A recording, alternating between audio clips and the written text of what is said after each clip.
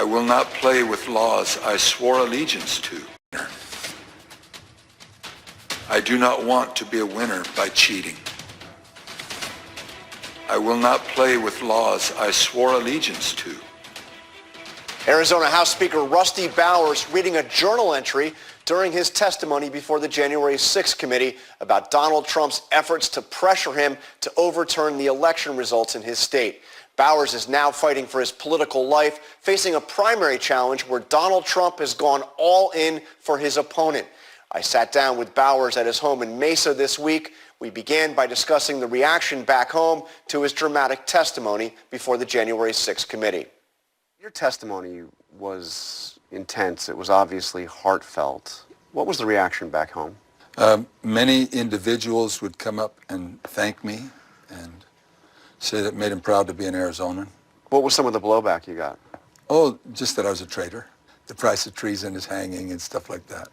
But the price of treason is hanging. Most of what I received was just thanks.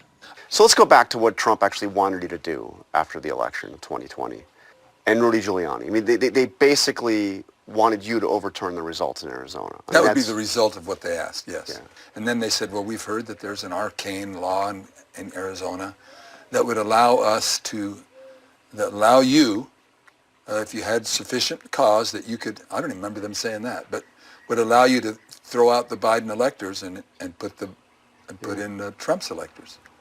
And I said, I've never heard of, that's a new one to me. I've never heard of that one. Well, did you ever consider going along with it? Did you ever? The idea of throwing out the election of the president is like, okay, so what part of Jupiter do I get to land on and colonize? And Rudy Giuliani... More forceful. He was really the bulldog. Yeah. And you asked him... more forceful ask. And you asked him for evidence of fraud. Over and over. And he said, yes, yes. And never gave us anything. No names, no data, nothing. So to this day, you've never seen any evidence that there was... Oh, fraud. I saw what they claimed. So in other words... And so I got nothing. So I got no names, no proof, ever. Has the Justice Department reached out to you? No. I've heard they've reached out to others. Do you expect they will? Don't know. If they do, that's fine with me. And you'll cooperate? I have nothing to hide, and I want to tell the truth. What do you think of the prospects of DOJ prosecuting Trump? When I heard from the man sitting next to me and saw the video of him saying, I just need 11,000 votes, if I did that, or if the county supervisor did that to the county recorder, you're not going to just do that and walk away. I mean, that's serious. You'd be prosecuted. Well, it's serious. Yeah. That's how do you explain that away? Go find me 11,000 votes so I can win this. I mean, do you think more will come forward? More Republicans who know what was going on will come forward? I hope so. I hope so. I mean, there's been a suggestion that the dam is breaking. I think Liz Cheney suggested that. Do you think that's happening? Do you see any signs of that?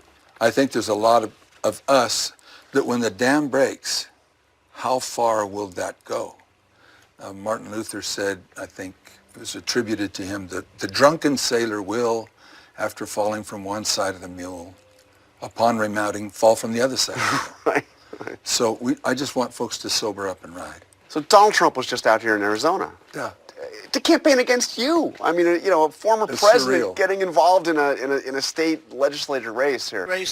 The state of Arizona, David. So what's that like to have the former president of the United States, the leading figure in the Republican Party, come to your backyard, call you a rhino coward, and say you disgraced yourself and disgraced the state of Arizona?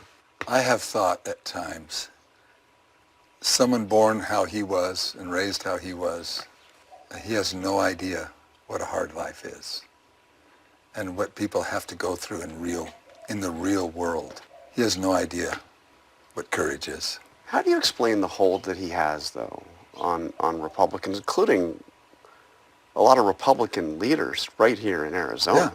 Yeah. They rule by thuggery and intimidation. So, they found a niche, they found a way, and it's fear. And people can use fear. Demagogues like to use fear as a weapon.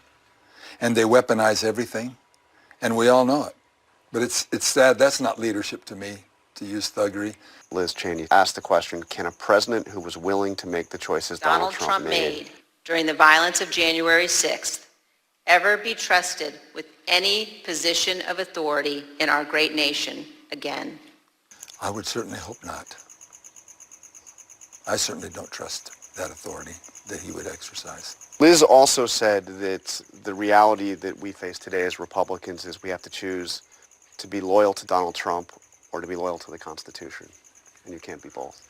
And that's the choice that Republicans faced. I mean, it's the choice you faced. Oh, it's definitely, and forcefully so, as I said. Yeah. You will come to us or we will punish you. And that's kind of the attitude of that particular group. If you want to base a party and an authority